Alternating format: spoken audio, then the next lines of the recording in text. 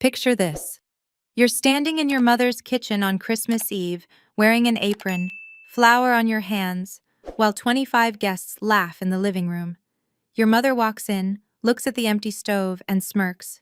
It's only 25 people. Why haven't you started cooking? That was me on December 23rd, 2024. I didn't argue. I didn't cry.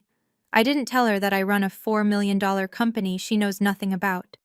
Instead, I smiled, untied my apron, and booked a one-way ticket to Miami, leaving behind an empty kitchen and a Christmas dinner that would never be cooked. I'm Lily Sefton, 37 years old, and this is how I finally stopped being my family's maid. If you're watching this, please subscribe and let me know where you are watching from. 15 years ago, on my first Christmas as an adult, Christmas 2009. I was 22, fresh out of college with a communications degree and no job prospects. The economy had just collapsed, and I was living in my childhood bedroom in Denver, sending out resumes that disappeared into the void. My parents' house smelled like pine needles and cinnamon that December evening. Mom had decorated every corner with garlands, candles, and those porcelain angels she collected. 15 guests were coming for Christmas dinner: aunts, uncles, cousins, and a few of Dad's business associates. "Lily, you're handling dinner," Mom announced while arranging flowers in the dining room. She didn't ask, she informed. I looked up from my laptop, where I'd been drafting yet another cover letter. "The whole dinner? For 15 people? Sarah has finals to study for, she can't be distracted." My sister was 18, a freshman at the University of Colorado. She was lounging on the couch, scrolling through her phone, definitely not studying. "I have job applications to finish," I said carefully. "There's a marketing position at—" "Job applications can wait." Mom's voice carried that familiar edge, the one that meant the conversation was over. "This is family. Family comes first." That was the first sign I was being treated differently. Sarah got exemptions, I got assignments. I spent the next 2 days in the kitchen. I roasted a 12-pound turkey, made mashed potatoes from scratch, prepared green bean casserole, cranberry sauce, dinner rolls, and 2 pies. I set the table, polished the silverware, and arranged the centerpiece. When guests arrived on Christmas Eve, I was still in the kitchen, wearing an apron stained with gravy. Dad stood in the living room with a glass of scotch, introducing Sarah to his business partner, Harold Thompson. "This is my youngest, Sarah. She's studying marketing at CU, going to take over the company someday." Harold shook Sarah's hand warmly. "Following in your father's footsteps. That's wonderful." I walked past them carrying a platter of appetizers. Dad glanced at me, then turned back to Harold without a word. That was the second sign. Sarah was introduced as the future. I was invisible. "Who made these?" Harold's wife, a woman named Grace, picked up a stuffed mushroom. "These are incredible." "That's just Lily," Mom said, waving her hand dismissively. "She has time for cooking, no job yet." Grace gave me a sympathetic look, but I was already retreating to the kitchen. The pattern repeated every holiday after that. Thanksgiving, Christmas, Easter, my parents' anniversary dinners, birthdays. I was always in the kitchen or setting up or cleaning afterward. Sarah was always at the table, charming guests, being showcased. By 2012, I'd started my own event planning business. I called it Stellar Events. I was good at coordinating logistics, managing vendors, creating experiences. I'd learned those skills in my parents' kitchen, ironically enough. But when I mentioned it to Mom, she barely looked up from her magazine. "Event planning? Like birthday parties for children?" "Corporate events, actually. Product launches, galas, conferences." "That's nice, dear. Can you pick up dry cleaning on your way home?" She never asked about it again. Neither did Dad. Neither did Sarah. So I stopped talking about it. For 12 years, I built stellar events in silence. I landed my first major client in 2014, a tech startup that paid me $8,000 to organize their launch party. By 2018, I had 5 employees and an office in downtown Denver. By 2022, I was managing events for Fortune 500 companies. But when I visited my parents, I still wore jeans and a plain sweater. I drove my old Honda instead of my new Audi. I never mentioned the 23 employees on my payroll or the $4.2 million in revenue we generated in 2024. Why? Because they never asked. And I was tired of offering information that would be dismissed. Last Thanksgiving, November 2024, was particularly humiliating. I'd just closed a deal with a major hotel chain worth $600,000. I was exhausted, but satisfied, flying high on professional success. Then I walked into my parents' house and Mom handed me an apron. Turkey needs basting every 30 minutes. I made a schedule. 23 employees reported to me. I negotiated contracts with CEOs. I'd been profiled in 3 industry publications, and my mother handed me a basting schedule. I took the apron. I basted the turkey. I served dinner to 18 people while Sarah talked about her stressful job as marketing director at Dad's company, a position she'd been handed, not earned. "Sarah's doing incredible work," Dad said proudly. "Revenue is up 12% this year." I could have mentioned that my company's revenue was up 31%. But what was the point? They'd find a way to minimize it. They always did. After dinner, while I was elbow-deep in dishwater, I made a decision. This would be my last holiday as the family servant. I didn't know yet how I'd break the cycle. I just knew I couldn't do this anymore. 15 years of being overlooked was enough. I dried my hands, hung up the apron, and drove home to my apartment, the one my family had never visited because they'd never asked to see it. 2 weeks later, on December 22nd, my phone buzzed with a notification that would change everything. It was an email from Victoria Caldwell, CEO of Meridian Holdings, December 22nd, 2024, 9:47 a.m. I sat in my corner office at Stellar Events, watching snow drift past the floor-to-ceiling windows. The Denver skyline glittered in the winter sun, and my desk was covered with vendor contracts, seating charts, and a half-finished cup of coffee. Marcus Rivera, my CFO and closest friend, knocked on the glass door. He was 51, silver-haired, and had the calm demeanor of someone who'd seen every crisis and survived them all. He'd mentored me since 2015, when Stellar was just me and a laptop. "You need to see this," he said, sliding his tablet across my desk. I looked at the screen. An email from Victoria Caldwell, CEO of Meridian Holdings, a hospitality and real estate conglomerate worth $3.8 billion. Subject: Partnership Proposal, Exclusive Event Services, 2025. I read it twice to make sure I wasn't hallucinating. Meridian Holdings wanted to sign an exclusive contract with Stellar Events. All their corporate functions, client dinners, product launches, and investor galas for the entire year. They'd reviewed our portfolio, spoken to our references, and conducted due diligence. The proposed contract value, $2.1 million. "This is real?" My voice came out steadier than I felt. Marcus nodded. "I called their legal team to confirm. It's real, but there's a catch." There was always a catch. "Victoria Caldwell wants to meet you in person before signing. She doesn't do business with people she hasn't looked in the eye." Marcus paused. "The meeting is scheduled for December 24th, 11 a.m., at their headquarters in Miami." December 24th, Christmas Eve. "Can we reschedule?" I asked. "Victoria is leaving for Switzerland on the 26th. She won't be back until mid-January." Marcus leaned forward. "Lily, if we don't sign by December 24th, they're moving to their second choice. Lux Affairs has been pitching them for months." Lux Affairs, my biggest competitor. They'd been trying to poach my clients all year. I understood the stakes now. This wasn't just a contract, this was a statement. Meridian Holdings was the kind of client that opened doors. Their endorsement would mean referrals to their partners, their investors, their entire network. It would mean expansion into the Florida market. It would mean Stellar Events becoming a national name instead of a regional one. And if I lost this to Lux Affairs, the industry would notice. Clients would wonder why Meridian passed on us. Momentum would shift.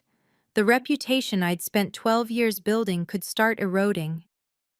There's something else, Marcus said. He pulled up another email on the tablet. Victoria mentioned your Forbes feature. I scrolled down. There it was, a line that made my breath catch. I was impressed by your profile in Forbes's 30 Under 40 Event Entrepreneurs list. Your approach to sustainable event design aligns with Meridian's values. I look forward to meeting the woman behind Stellar Events. The Forbes article had come out in October. I'd been interviewed for 2 hours, photographed in my office, quoted extensively about innovation in the event industry. The piece called me a quiet force reshaping corporate gatherings. I'd never shown it to my family. What would be the point? Mom would find something to criticize. Dad would compare my revenue to his. Sarah would roll her eyes. But Victoria Caldwell had read it. Victoria Caldwell was impressed. Book my flight, I said. Marcus was already typing. Done. You leave tomorrow night, December 23rd, 8:45 p.m. Arriving Miami 1:30 a.m. Hotel reservation at the Fontainebleau. Meeting at 11 a.m. sharp. I nodded, feeling the familiar mix of excitement and anxiety that came before every big deal. But this time, something else churned beneath the surface. My phone buzzed. A text from Mom. Call me. Important. I stared at those 3 words. In my experience, important from my mother meant one of 2 things. Someone was sick, or she needed something from me. Given that I hadn't heard about any illness, option 2 seemed likely. I should have ignored it. I should have focused on the biggest opportunity of my career. But 15 years of conditioning doesn't disappear overnight. The daughter in me, the one who still craved approval, who still hoped that this time would be different, that daughter picked up the phone. I pressed call. Mom answered on the first ring. Finally, she said. I've been trying to reach you all morning. It was 10:15 a.m. She'd sent one text. What's going on? I asked, keeping my voice neutral. Christmas plans have changed. Sarah's friends are joining us this year, 25 people total. 25 people. A number that would have excited me professionally, a number that terrified me personally. That's a lot, I said carefully. Which is why I need you here early tomorrow. Cooking, decorating, the works. Sarah's too busy with work. And there it was. I gripped my phone tighter. Through the glass wall of my office, I could see Marcus watching me with concern. Mom, I can't. I have a business trip. A business trip? On Christmas? It's important. I'm flying to Miami tomorrow night. She laughed. Actually laughed. Miami? For what? Some little party you're organizing? Some little party. $2.1 million. The biggest contract of my career. It's a significant client meeting. Lily, please. We both know your freelance work can wait. This is family. There it was again. Family. The word she weaponized whenever she wanted something. I can't cancel this trip. Can't or won't? My jaw tightened. Both. Silence on the line. I heard her sharp intake of breath, the precursor to the guilt trip I knew was coming. Do you know how hard I've worked to make this Christmas special? Sarah has been under so much pressure at work. She needs this celebration, and her friends are very important people, colleagues, potential clients for your father's business. This isn't just a dinner party. This is networking. Networking. For Sarah. For Dad's business. Never for me. Mom, I understand, but you're being selfish. Her voice turned cold. You always have been. Sarah gives and gives to this family, and you can't even cook one meal? I closed my eyes. 15 years of these conversations. 15 years of being told I was selfish for having boundaries, selfish for having a life, selfish for existing outside their narrow expectations. My answer is no. What did you just say? I said no. I won't be there tomorrow. I won't be cooking dinner for 25 people. I have a meeting that cannot be rescheduled. Mom's voice dropped to a hiss. What meeting could possibly be more important than your family? A contract worth over $2 million. The line went silent. For a moment, just a moment, I thought maybe she'd heard me. Maybe she'd finally understand. Then she laughed again. Dismissive. Cruel. $2 million? Lily, honestly, where do you come up with these fantasies? You plan little corporate parties. You're not some big business mogul. Something cracked inside me. Not broke. Cracked. A fissure that had been forming for 15 years finally split open. You don't know anything about what I do. I know enough. I know you're 37, unmarried, with no real career. I know you've wasted years on this hobby while your sister built an actual future. And I know that when family needs you, you're never there. Each word landed like a slap, calculated, precise, designed to wound. Marcus stood up from his desk, watching me through the glass. He'd heard enough of these calls over the years to recognize the pattern. I'm going to Miami, I said quietly. You can figure out the dinner without me. If you walk out on this family, don't bother coming back. I should have felt devastated. Instead, I felt something unexpected. Relief. Goodbye, Mom. I hung up. For a long moment, I just sat there, phone in hand, staring at the Denver skyline. My heart was racing, but my mind was strangely calm. Marcus appeared in my doorway. You okay? She wanted me to cancel Miami, to cook dinner for 25 people on Christmas Eve. He shook his head slowly. And when you said no? She told me not to bother coming back. Marcus walked over and sat in the chair across from my desk. He'd been with me since the early days, when Stellar was a dream and a spreadsheet.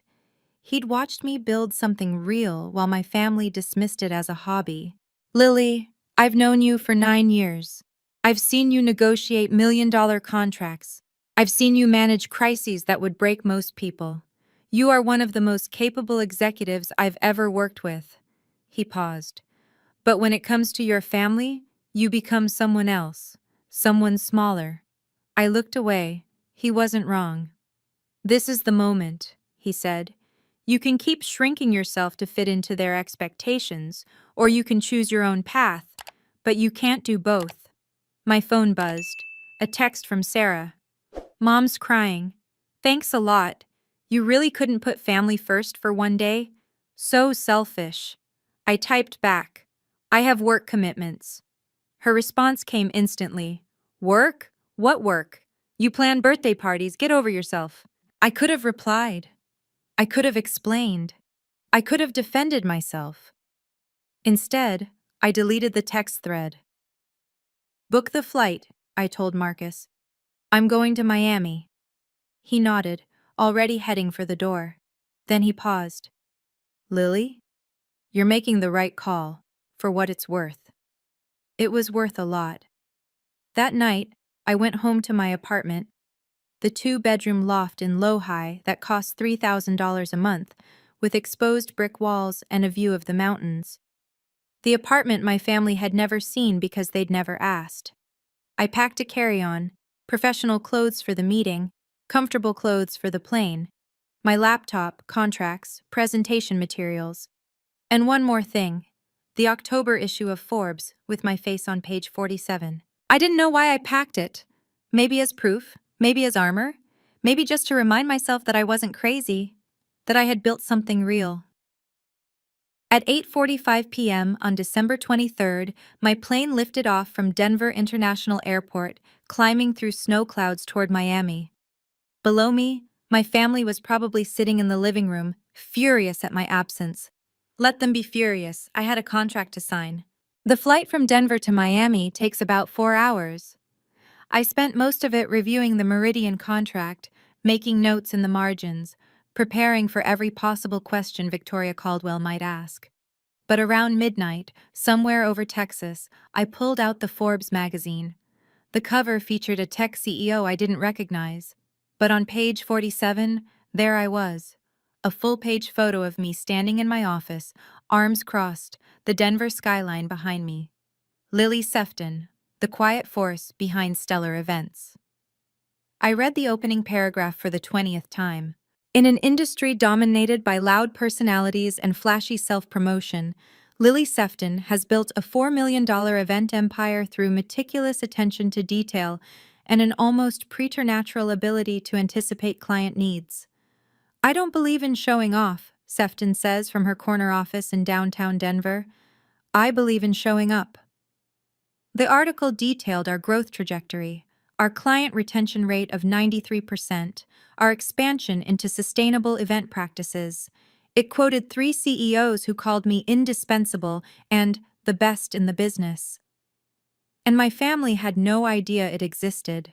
I'd considered showing them for about 5 minutes. Then I imagined Mom's response, probably something about how the photo made me look tired, or how I should have worn more makeup, or how Sarah's friend had also been in a magazine once, and it wasn't that big a deal. So I kept it to myself.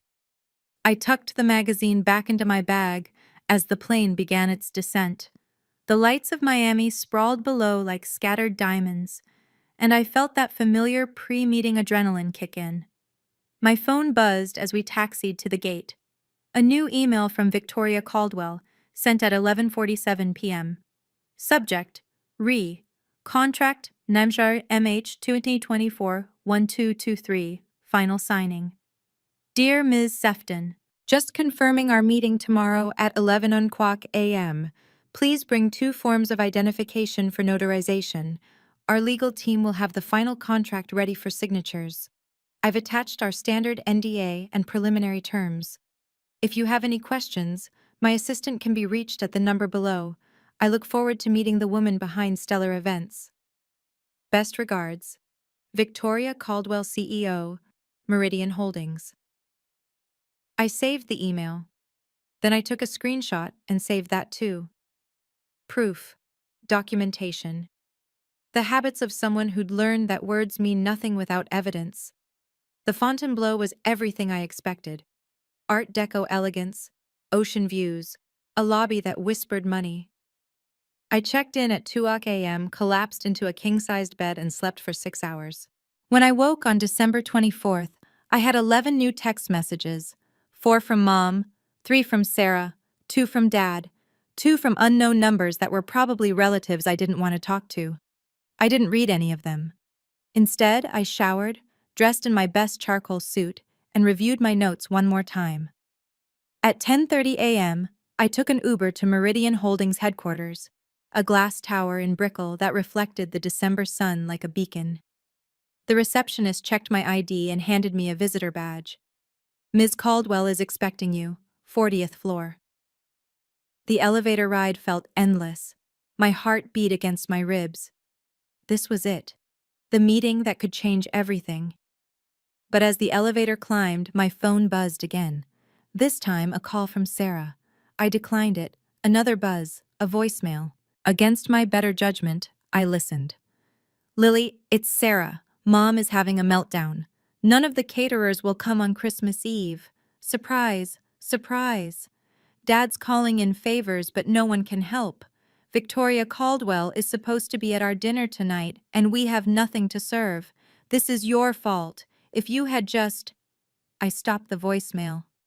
Replayed one sentence. Victoria Caldwell is supposed to be at our dinner tonight. I stared at my phone as the elevator dinged. Victoria Caldwell, CEO of Meridian Holdings, the woman I was about to meet, was going to my parents' house for Christmas dinner.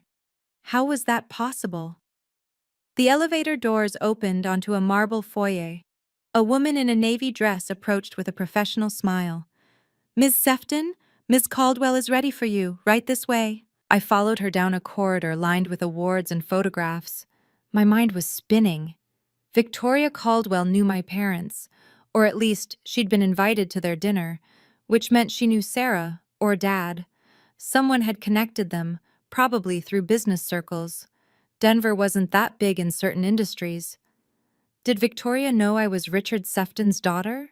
Did she know that the family she was visiting tonight was the same family I just walked away from? The assistant opened a door to a corner conference room. Floor-to-ceiling windows offered a panoramic view of Biscayne Bay. A long table dominated the space, legal documents spread across its surface.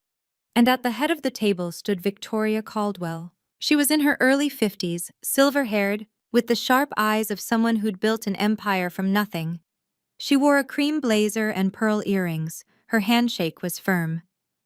"Ms. Sefton, it's a pleasure to finally meet you." "The pleasure is mine, Ms. Caldwell." She gestured to a chair. "Shall we get started? I have a flight to Denver this afternoon." Denver. My stomach tightened. I sat down, opened my folder, and prepared to sign the most important contract of my career. While trying not to think about what would happen when Victoria Caldwell arrived at my parents' house tonight, before I tell you what happened next, I want to pause and ask you something. Have you ever been overlooked by your own family? Have they ever dismissed your success, ignored your achievements, made you feel invisible? If yes, type 1 in the comments. If you've ever stood up for yourself and set boundaries, type 2.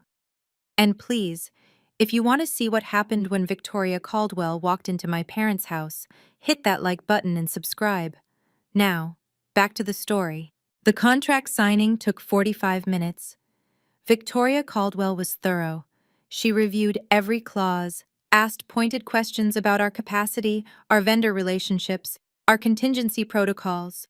I answered each one with the confidence of someone who'd spent 12 years preparing for this moment.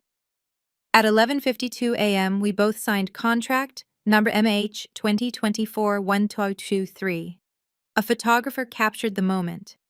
Victoria and me shaking hands, the Miami skyline glittering behind us. Her assistant notarized the documents and presented me with my copy in a leather folder embossed with the Meridian Holdings logo. "Welcome to the Meridian family," Victoria said, smiling warmly. "I have a feeling this is going to be an exceptional partnership." I couldn't agree more. We exchanged a few more pleasantries, and then her assistant appeared with a gentle reminder about her flight. "I'm spending Christmas Eve with some business associates in Denver," Victoria mentioned as she gathered her things. "The Seftons, do you know them? Richard runs a construction supply company. His daughter Sarah is quite impressive." My throat tightened. "I've heard of them. Richard is a potential investor for a project we're developing. His wife invited me to their Christmas dinner." She laughed lightly. "Normally I'd decline, but I'm curious about their operation. And I'm told the food is spectacular." The food. The food I was supposed to have cooked. I managed to keep my expression neutral. "I hope you enjoy yourself." Victoria paused at the door, studying me with those sharp eyes. "You know, there's something familiar about you, Ms. Sefton. The name, perhaps. Any relation to the Denver Seftons?" This was the moment. I could have told her. I could have explained that Richard and Margaret were my parents, that Sarah was my sister, that I'd spent 15 years being their unpaid caterer while building the company she'd just invested $2.1 million in, but I didn't. "It's a common name," I said instead. Victoria nodded, seemingly satisfied, and left. I sat in the empty conference room for a long time after she was gone, the signed contract heavy in my hands. She didn't know. She had no idea that the spectacular food at the Sefton Christmas dinner was supposed to have been prepared by me, the woman she'd just signed a major contract with. She didn't know that the family she was about to visit had spent years dismissing my work as a hobby, my career as a joke. And tonight, when she arrived at my parents' house and found no dinner prepared, no caterer hired, no magical spread appearing out of nowhere, what would happen then? A dark part of me wanted to see it, wanted to watch my mother scramble, my father make excuses, my sister's carefully constructed image crumble. But a larger part of me felt something unexpected. Exhaustion. I was tired of the drama, tired of being pulled into their orbit, tired of defining my worth by their reactions. I had what I came for. The contract was signed. My company's future was secured. Whatever happened in Denver tonight was no longer my problem. I flew back that afternoon, landing in Denver at 6:47 p.m., exactly the time the Sefton Christmas dinner was supposed to begin. I took an Uber from the airport to my apartment, ordered Thai food, and turned off my phone. For the first time in 15 years, I spent Christmas Eve alone. And it was peaceful. I didn't know yet what was happening at my parents' house. I wouldn't find out until the next morning. But I can tell you now, because I pieced it together later from accounts by Grace Thompson and two other guests who were there. At 5:30 p.m., Margaret Sefton walked into her kitchen expecting to find the usual: trays of appetizers, a roasting turkey, pots simmering on every burner. Instead, she found nothing. Cold appliances, empty counters, no Lily. "Richard!" Her voice echoed through the house. "Richard!" My father appeared, adjusting his tie. "What's wrong? Where's the food? Where's Lily? I thought you said she was handling it." "She was. She was supposed to be here hours ago." Sarah descended the stairs, dressed in a red cocktail dress. "What's going on? Why are you yelling?" "Your sister abandoned us. There's no dinner." The next hour was chaos. Phone calls to every catering company in Denver, all booked or closed for the holiday. A desperate run to the grocery store, only to find the prepared food section picked clean. My father called in favors with 3 restaurants, all of whom politely declined. By 6 p.m., when guests began arriving, the Sefton dining table held this: 2 store-bought rotisserie chickens, 3 bags of pre-mixed salad, a cheese platter from Costco, and dinner rolls still in their plastic packaging. Grace Thompson, the woman who'd complimented my stuffed mushrooms 15 years ago, stood in the living room surveying the scene. "Margaret, is everything all right? You seem flustered." "Everything's fine." My mother's smile was brittle. "We had a little catering snafu, last-minute changes." 25 guests mingled awkwardly. The house was beautiful, decorated to perfection, but the food told a different story. This wasn't the elegant dinner party my mother had promised. This was a disaster barely concealed by Christmas lights. At 7:15 p.m., Victoria Caldwell arrived. She swept into the living room with the confidence of someone accustomed to commanding attention. Her pearl earrings caught the light as she shook hands with Richard, complimented Margaret's decorations, exchanged pleasantries with Sarah. "Thank you so much for having me," Victoria said warmly. "I've heard wonderful things about your Christmas dinners." Margaret's smile tightened. "Yes, well, this year is a bit different. We had some unexpected challenges." Victoria glanced toward the dining room, where the rotisserie chickens sat in their sad splendor. Her expression remained politely neutral, but I imagined she was silently revising her opinion of the Sefton family's competence. My father steered the conversation toward business. My mother poured wine liberally. My sister worked the room, trying to distract from the obvious. And then Grace Thompson said the words that would unravel everything. She was scrolling through her phone, LinkedIn probably, or maybe Instagram, when she stopped abruptly. "Oh my God," Grace said, loud enough for the group nearby to hear. "Richard, Margaret, come look at this." She held up her phone, showing a LinkedIn post that had been published just hours ago. A photo of Victoria Caldwell shaking hands with someone. A caption that read, "Thrilled to announce our partnership with @Stellar Events and the brilliant Lily Sefton. Looking forward to an incredible 2025. Hashtag Meridian Holdings, #event planning, #Forbes, under 40. Grace looked up at my parents, confusion evident on her face. "Wait, Lily Sefton? Isn't that your daughter?" The room went quiet. Not completely. There was still background chatter, Christmas music playing softly, the clink of glasses. But in the circle around Grace Thompson, silence fell like a curtain. My mother stared at the phone screen, her face draining of color. My father leaned in, squinting. "What is this? Some kind of mistake?" "That's Lily," Grace said, zooming in on the photo. "You're Lily, shaking hands with Victoria Caldwell, in what looks like a very fancy office." Victoria Caldwell herself stepped forward, peering at the post. Her expression shifted: recognition, then surprise, Then something I can only describe as delighted amusement. Lily Sefton, Victoria said slowly. Your daughter is Lily Sefton, the founder of Stellar Events? Margaret's mouth opened, closed, opened again. Yes, Lily is our daughter, but I don't understand. What is Stellar Events? Victoria laughed, a genuine, warm sound that cut through the tension. Margaret, Stellar Events is one of the most successful event planning companies in the Rocky Mountain region. I just signed a $2.1 million contract with them this morning.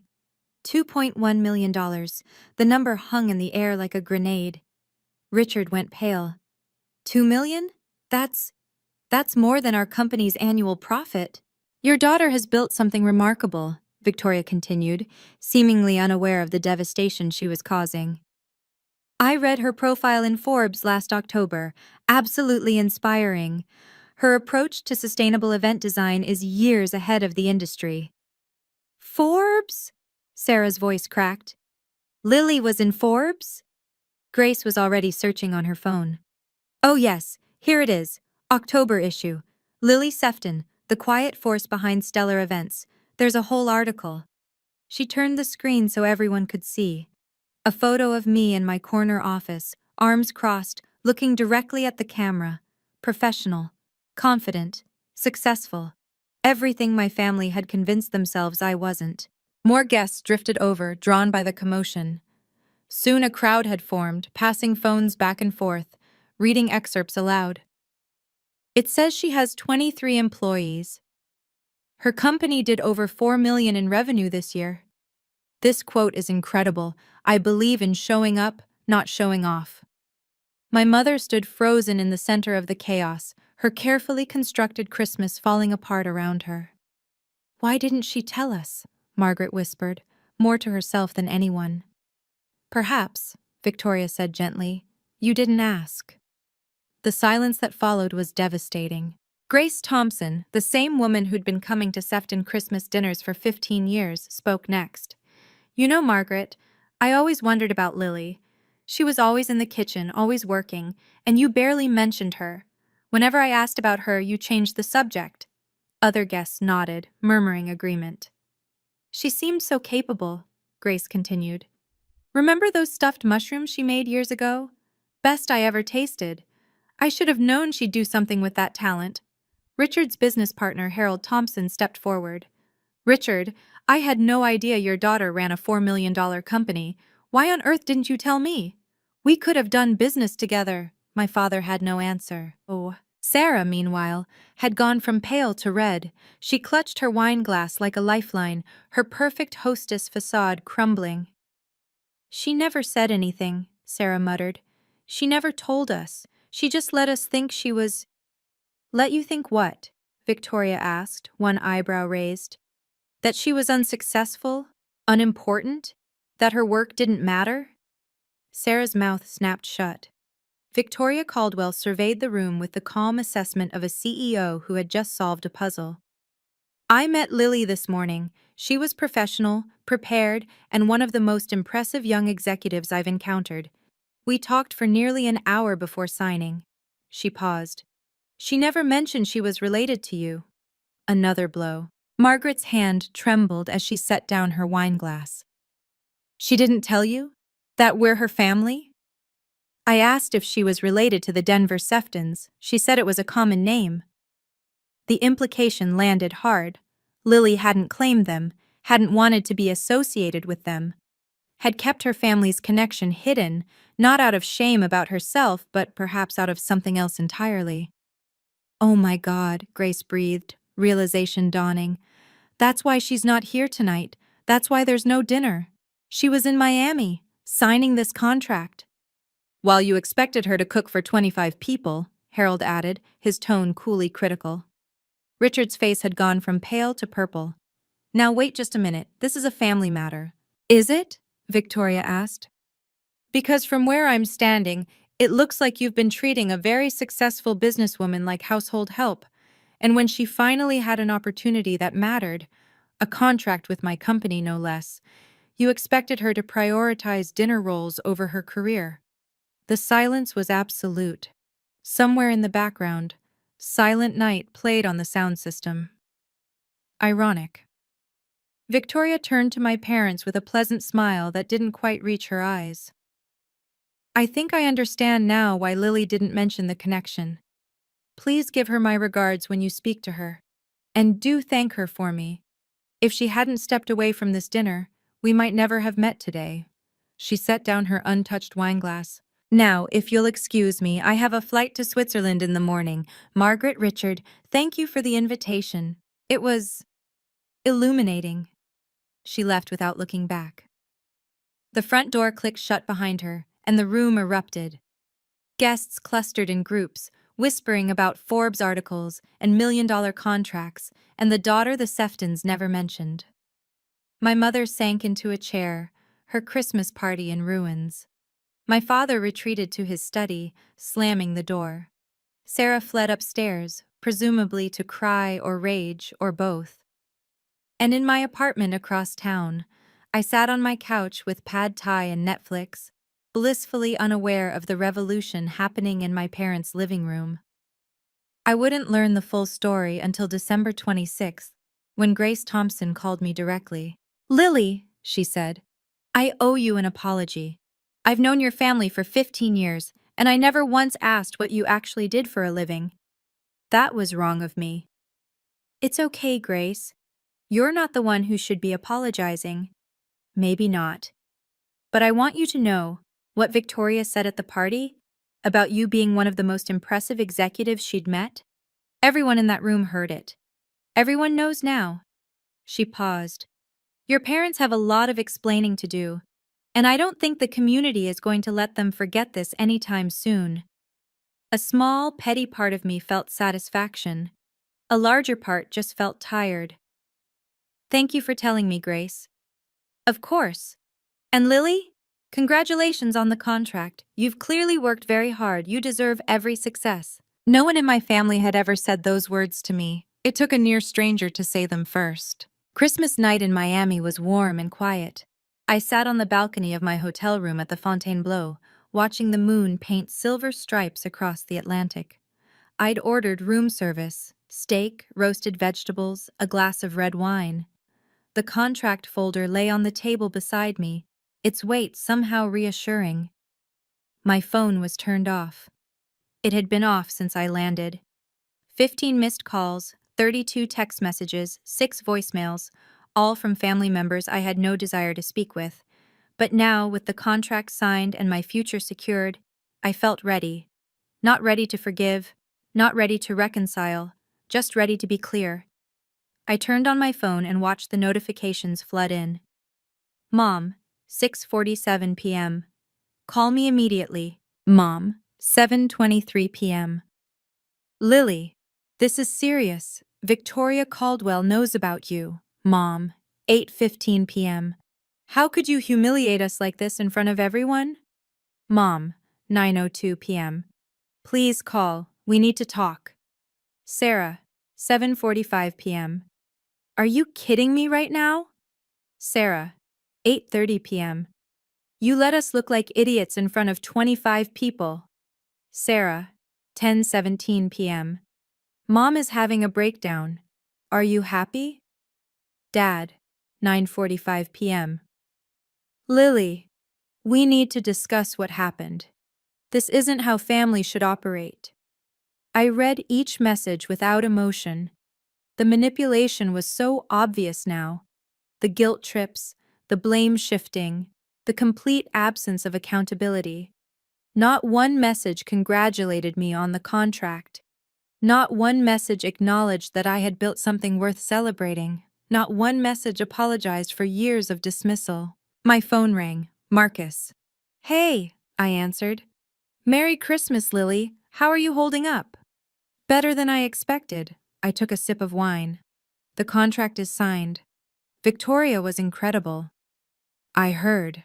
She emailed me after the meeting, said you were even more impressive in person than on paper." He paused. "I also heard about what happened in Denver. News travels fast."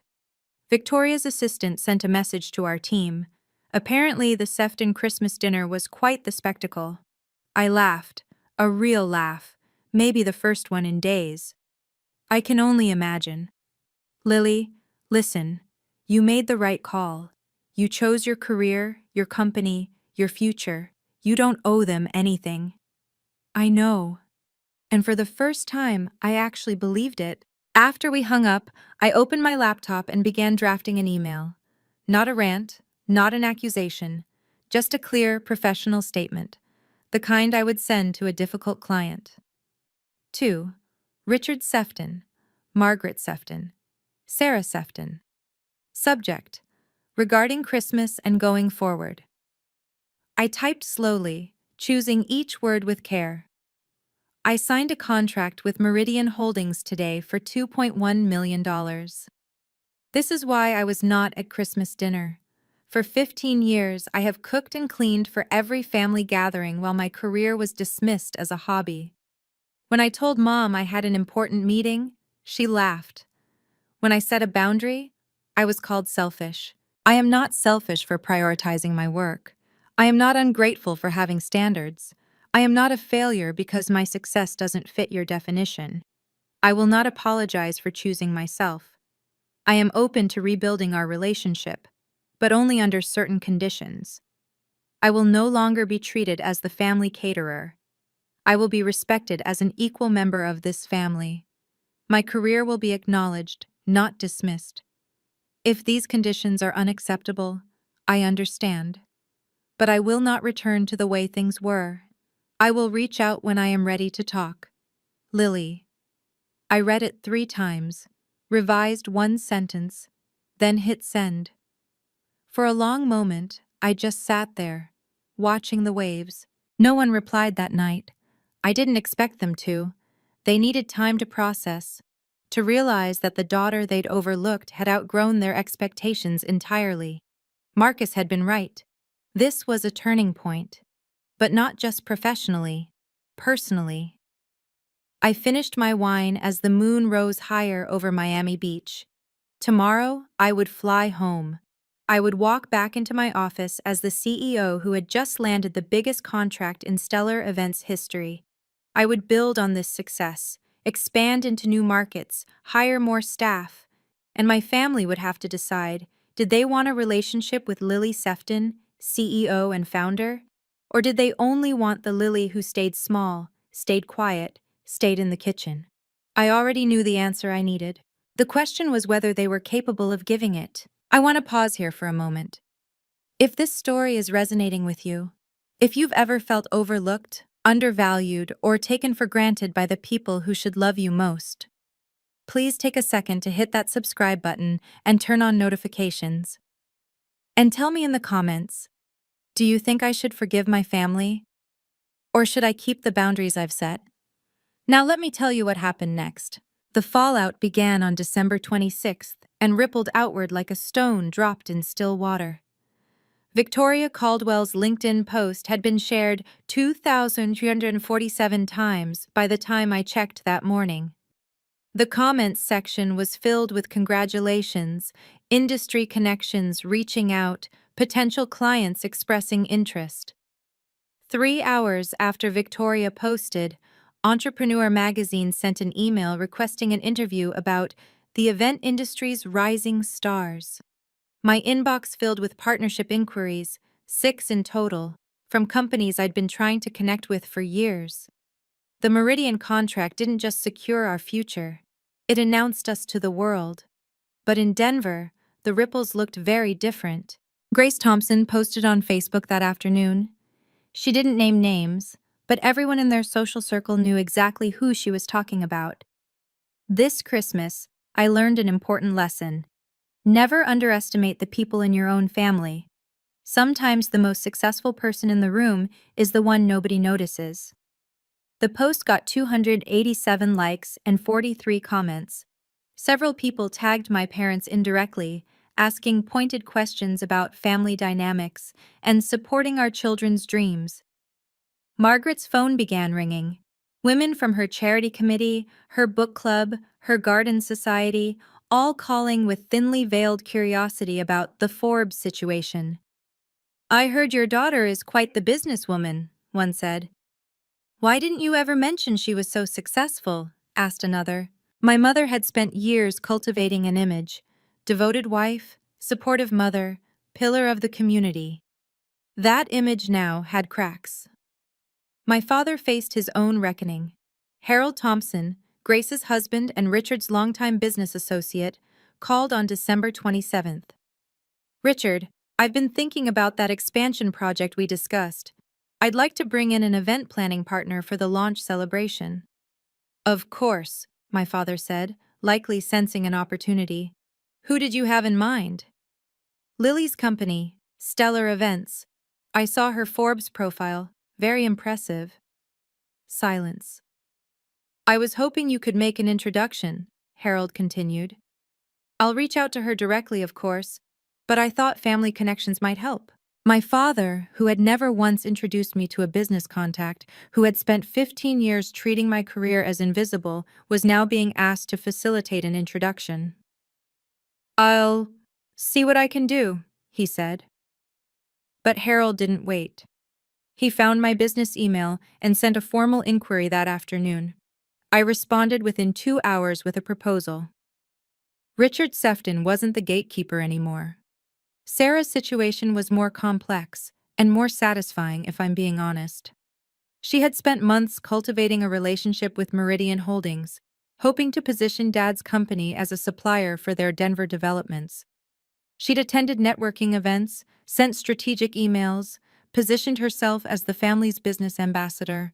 None of it mattered now. On December 28th, Sarah reached out to Victoria Caldwell's office requesting a follow-up meeting about potential partnership opportunities. Victoria's assistant responded with a polite but firm message. Ms. Caldwell's schedule is fully committed through Q1.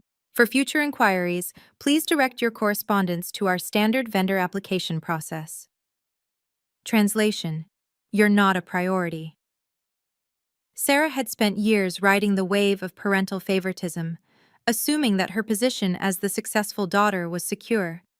Now, in the space of 72 hours, that identity had been shattered. I didn't feel joy at her pain, but I'd be lying if I said I felt sorry. As for me, the professional momentum was undeniable. By December 30th, I had confirmed 3 new client meetings for January, received 2 job offers from competing firms, both of which I declined, been contacted by a literary agent who thought my story of entrepreneurial perseverance could make a compelling memoir. Projected a 35% revenue increase for 2025 based on the Meridian contract alone. Marcus summarized it perfectly during our video call that morning. Lily, you've been working toward this moment for 12 years. Every late night, every difficult client, every sacrifice, it led here. You deserve this. I believed him. Finally. But the most surprising development came from an unexpected source. On December 29th, a letter arrived at my apartment. Not an email, an actual handwritten letter, sent via overnight delivery. The return address was my parents' house. The handwriting was my father's. I almost didn't open it. What could he possibly say that would matter? But curiosity won. Dear Lily, I've spent the last 4 days trying to understand how I missed what was right in front of me. You built a company, a real company, with employees and clients and revenue that exceeds my own. And I didn't know. Because I never asked. I told myself I was a good father. I told myself I supported both my daughters. But the truth is, I saw what I expected to see. I expected Sarah to succeed, so I looked for her successes. I expected you to struggle, so that's all I saw. I was wrong, deeply, terribly wrong. I don't expect forgiveness. I haven't earned it. But I want you to know that I see you now. I see what you've accomplished, and I am proud, belatedly, inadequately, but genuinely proud of the woman you've become. If you're willing, I would like the chance to learn about Stellar Events, to understand your work, to know my daughter. Whatever you decide, I will respect it. Your father, Richard. I read the letter 3 times, then I set it on my kitchen counter and made coffee. I wasn't ready to respond. Not yet. A letter didn't erase 15 years, words didn't undo actions, but it was at least a start. New Year's Eve, 2024, December 31st. I stood at my apartment window, watching fireworks explode over downtown Denver. The city glittered with celebration, the last minutes of a year that had changed everything. My phone sat on the counter, silent for once. I'd set new boundaries there too, muting group chats, declining calls I wasn't ready for, responding on my own timeline rather than theirs.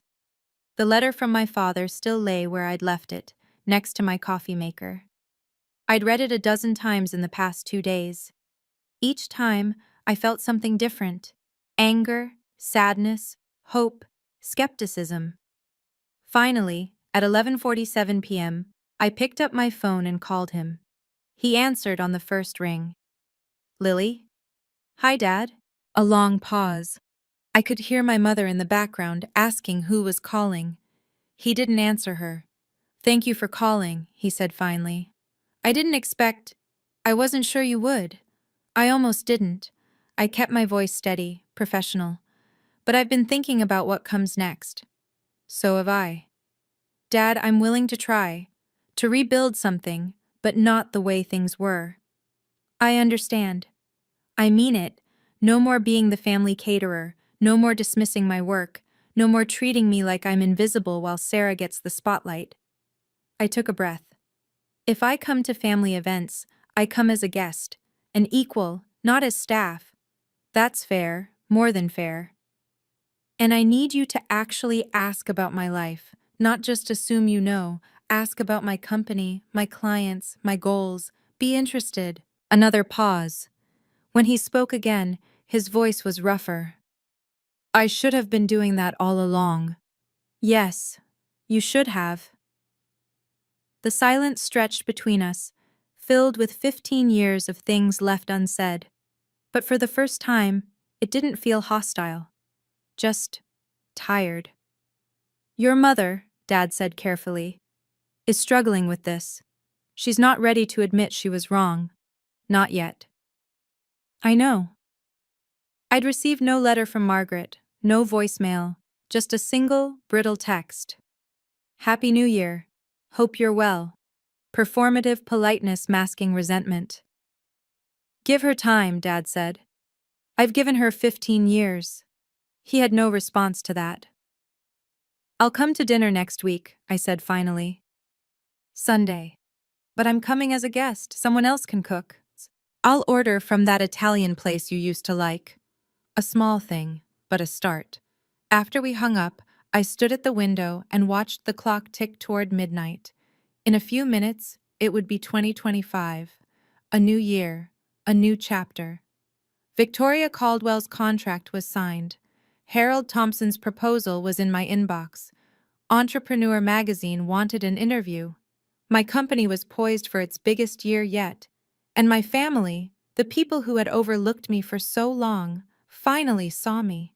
Not because I'd forced them to, not because I'd screamed or fought or demanded, but because I'd walked away, because I'd chosen myself, because I'd let success speak louder than any argument ever could. There's a quote I love. I don't remember who said it. "The best revenge is massive success." But I don't think of it as revenge anymore. Revenge implies you're still focused on the people who hurt you, still measuring your worth by their standards, still trying to prove something to them. What I did wasn't revenge. It was self-respect. The fireworks reached their crescendo at midnight. My phone buzzed with a text from Marcus. "Happy New Year, boss. 2025 is going to be incredible." I typed back, "You're right, it already is." Then I opened a new document on my laptop and started planning. Not the next client event, not the next contract negotiation, my boundaries. Written out clearly, professionally, the way I would outline any business agreement. I will attend family gatherings as a guest, not a servant. I will not accept disrespect disguised as humor. I will not apologize for prioritizing my career. I will be treated as an equal, or I will not participate. I will respond to genuine attempts at connection and ignore manipulation. My time and energy are valuable. I will spend them accordingly. Simple rules, clear expectations, the kind of boundaries I should have set 15 years ago. But here's what I've learned. It's never too late. You're never too old, too far along, too entrenched to change the pattern. The moment you decide you deserve better is the moment everything shifts. My parents are not perfect. They may never fully understand what they did wrong or how much it cost me. Sarah may never apologize. But that's not my problem anymore. My problem is building the life I want, the career I've earned, the relationships I choose. And that's exactly what I'm going to do. So that's my story. A 15-year journey from being the family servant to signing a $2 million contract while my family scrambled without me. If you've ever felt overlooked, dismissed, or taken for granted, I want you to know that your success is waiting. It doesn't require their approval. It doesn't require their acknowledgement. It only requires you to bet on yourself. Thank you for watching. Thank you for staying with me through this story. If you've ever been overlooked by the people who should love you most, I want you to know you deserve respect. You deserve to be seen. Please subscribe to this channel and check the description for more stories about setting boundaries and finding your worth. And leave a comment telling me, have you ever had to choose yourself over family expectations? Until next time.